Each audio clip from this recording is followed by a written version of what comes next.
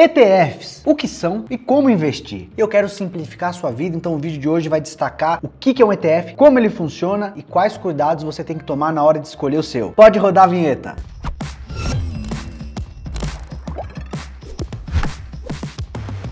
Fala pessoal, meu nome é Felipe Arraes, você já me conhece aqui muito provavelmente do canal da Finclass. Vou falar hoje de um tema que já venho falando no canal há bastante tempo, porque eu sou um grande defensor dos ETFs. Eu acho que é um instrumento excelente para a gente construir uma alocação bem diversificada, tendo baixos custos. Vamos começar aqui do princípio. ETF, o que significa esse acrônimo? Exchange Traded Fund. Na tradução literal, é um fundo negociado em bolsa. Então isso é importante de ser dito. O ETF, no final das contas, é também um fundo de investimento. Mas o que difere ele de um fundo tradicional? É o primeiro ponto que eu queria abordar hoje. Vou aqui desenhar. Imagine um fundo de investimento como um balaio, onde os investidores que querem investir colocam din-din, delegando para um gestor profissional tomar as decisões do que fazer com esse dinheiro que está enchendo o pote. Além disso, esse fundo ele pode ter um fluxo de saída de recurso, porque o investidor que aportou dinheiro, eventualmente, em algum momento, ele pode querer tirar o dinheiro dali. Toda vez que tem um dinheiro saindo, ou até mesmo o dinheiro que acabou de entrar, ele ainda não se transformou nos ativos que o fundo de fato pretende investir. Por exemplo, um fundo de ações, o dinheiro entra, o gestor, com aquele dinheiro, compra ações. Mas tem sempre um dinheirinho entrando e um dinheiro saindo, a gente sempre considera que existe um residual de caixa, que é o dinheiro que ainda não foi investido e que até ajuda o gestor a manejar esse fluxo de entradas e saídas. Quando a gente fala de um ETF, o começo da explicação é igual. A diferença é que não tem essa porta aberta para o dinheiro ficar saindo e entrando.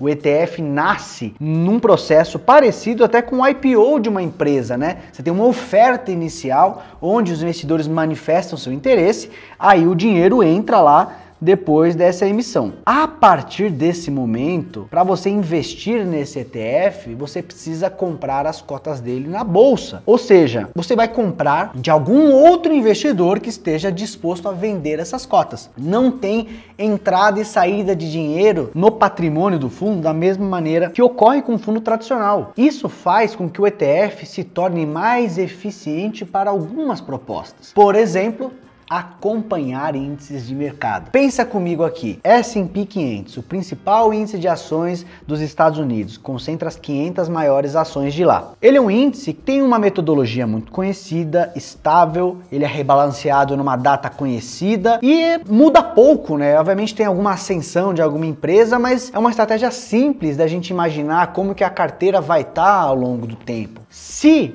o ETF, ele pode ficar quase que sempre totalmente investido nos ativos que ele se propõe, né? Não tem tanto esse residual de caixa, pode ser até que tenha, né? Mas tende a ser um caixa mais modesto. Isso faz com que ele consiga seguir o índice mais de perto. Olha aqui no desenho do fundo tradicional que eu desenhei para vocês. Essa parte que está em branco aqui, ela não está comprando as ações do S&P 500. O gestor ainda leva um tempo para comprar isso. Então, esse dinheiro que ainda não está investido, ele oferece ali uma ineficiência, porque esse dinheiro que não está investido não está acompanhando a valorização do índice referência. Agora, neste outro caso aqui do ETF, como a maior parte da carteira dele está investida, a ineficiência é menor. Ele consegue acompanhar mais de perto o índice. Por isso que os ETFs se tornaram o grande instrumento global para acompanhar índices, sendo conhecido como um instrumento de gestão passiva. Gestão passiva é isso, quando você não está tentando bater algum índice, você quer apenas acompanhar, que antigamente usava-se fundos passivos, né? Fundos no molde tradicional que tinham o propósito de seguir índices, encontraram no ETF uma maneira mais eficiente de fazer isso. Agora, para quem é mais malandro e está acompanhando aqui, pode já estar se perguntando algumas coisas, como por exemplo, Arraes, se a cota desse negócio está sendo negociada na bolsa, ela vai ter que respeitar a lei da oferta e demanda. Como que eu consigo garantir que a cota desse ETF vai acompanhar o índice, sendo que tem gente comprando, vendendo, fazendo besteira ali, comprando a todo momento? Ótima pergunta, vamos discutir isso. E esse argumento, ele tem ali um fundo técnico e uma certa razão, porque qualquer ativo que esteja listado na bolsa está sujeito a essas forças de compra e venda. Agora imagine comigo, eu vou desenhar aqui em amarelo como se fosse um índice referência ao longo do tempo. E aí eu tenho um ETF que acompanha esse índice. A gente quer que a performance dele seja muito parecida com esse índice, né? No mundo perfeito, a performance do ETF vai ser exatamente a performance do índice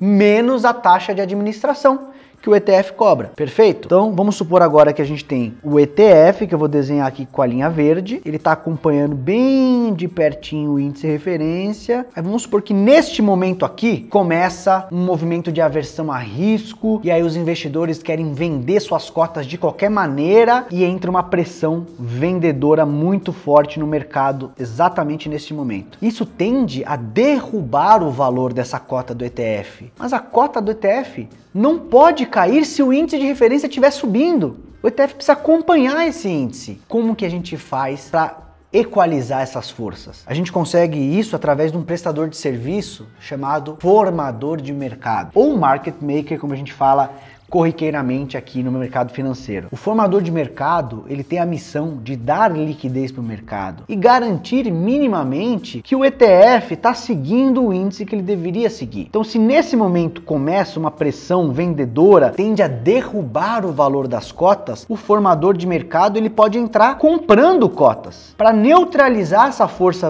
vendedora e permitir que o ETF continue cumprindo a sua função. Ou ele pode criar mais cotas no mercado primário para aumentar a oferta de cotas, ou ele pode fazer o contrário, ele pode desconstituir cotas que existem, porque aí você reduz a oferta de cotas. Ele vai usar os artifícios que estão ao alcance dele para tentar corrigir os preços e garantir que o ETF está seguindo quem ele deveria seguir. Igual você, que eu sei que já está seguindo o canal da Finclass com muita eficiência, assim como o ETF. E se não está seguindo, está marcando bobeira, hein? Olha lá, um ETF pouco eficiente você está sendo agora. Então já deixa o seu like, se inscreve no canal, porque todo conteúdo novo que a gente produzir vai chegar em primeira mão para você. Por isso, mesmo que você esteja analisando um ETF, de repente você veja, olha, esse ETF não parece ter uma liquidez tão grande, né? Se o formador de mercado trabalhar direitinho, você não vai ter um problema para comprar ou vender esses ativos, porque eles vão estar lá para dar liquidez. Algo diferente do que tem acontecido com o mercado de BDRs de ETF aqui no Brasil. Se você não sabe o que é isso, já tem vídeo aqui no canal que explica o que são, como funcionam, vantagens e desvantagens, mas de maneira geral, o funcionamento é até semelhante, mas o regime de contratação do formador de mercado no BDR, ele é um regime de voluntariado. No ETF não, você tem que contratar formalmente uma empresa para prestar esse serviço. E você vai desenhar as cláusulas, ó, eu quero que você opere dessa maneira, eu quero que você fique prestando atenção no mercado o tempo inteiro para corrigir a distorção de preço, etc, etc. No BDR de ETF, os formadores têm a obrigação de ficar operando apenas 65% do tempo. Então vão ter alguns momentos do dia que, a depender do volume operado, você pode ver uma grande distorção de preço. Inclusive, se você quiser fazer um experimento, pesquisa aí no Google dois ativos aqui que eu vou simular só para você ter uma noção do que eu tô querendo dizer aqui. O AQUI 11, que é o ETF que segue o índice MSCI AQUI, lá fora, é listado aqui no Brasil, e o BDR de ETF, que é o BACW 39, que também segue o mesmíssimo índice. Você vai olhar a performance do AQUI 11, vai ser de uma seguinte maneira, e quando a gente olhar a do BDR de ETF BACW 39, ele vai seguir o mesmo comportamento, só que você vai ver que o gráfico vai ter uns negocinhos assim, ó.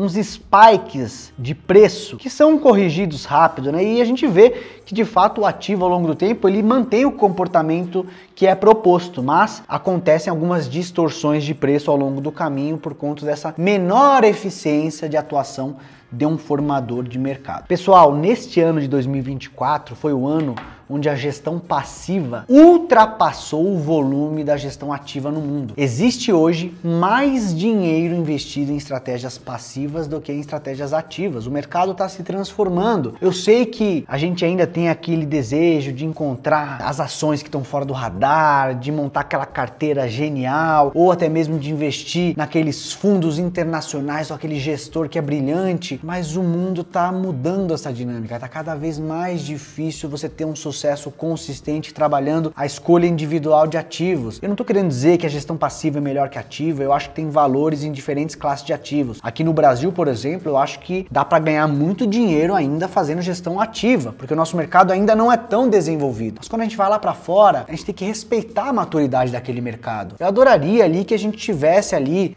milhares de maneiras de bater o S&P com consistência ao longo do tempo, mas isso é muito improvável. O que eu tenho convicção é que se a gente trabalhar bem a alocação, comprando bons ETFs, a gente vai conseguir excelentes retornos de longo prazo. O ETF é um instrumento de natureza barata, cobra-se em média taxas de administração baixinhas, ele acompanha índices de maneira eficiente, então cabe a você escolher que tipo de exposição você quer ter na sua carteira. Qual que é a composição? Eu quero ter setor imobiliário internacional, os REITs, eu quero ter renda fixa de alta qualidade nos Estados Unidos, eu quero ter bolsa global. Se você souber o que você quer em cada fatia e comprar bons ETFs, você vai ter sucesso no longo prazo. E se você está em dúvida de que ativos escolher, eu já dei várias dicas aqui no YouTube da Finclass, mas é claro, eu vou deixar o convite para que você se torne um cliente da Finclass, porque aqui a gente tem nossas carteiras recomendadas com todo o devido acompanhamento, atualizações, debates na comunidade para você ficar por dentro de todas as novidades do mercado, ficar mais seguro das decisões que você toma em relação ao seu suado dinheirinho. Perfeito, pessoal? Gostou do vídeo explicativo hoje sobre ETFs? Quer que eu faça um outro vídeo sobre algum outro instrumento do mercado? Fundo de investimento tradicional, fundo de debênture incentivada listado em bolsa, COI, qualquer que seja, manda aí embaixo. Vai ser um prazer voltar e fazer um vídeo sobre o tema que for de interesse de vocês. Por agora eu vou ficando aqui, deixando aqui meu grande abraço, te convidando novamente para curtir o vídeo e se inscrever no canal da Finclass, que eu volto muito em breve com conteúdo novo. Um abraço, pessoal!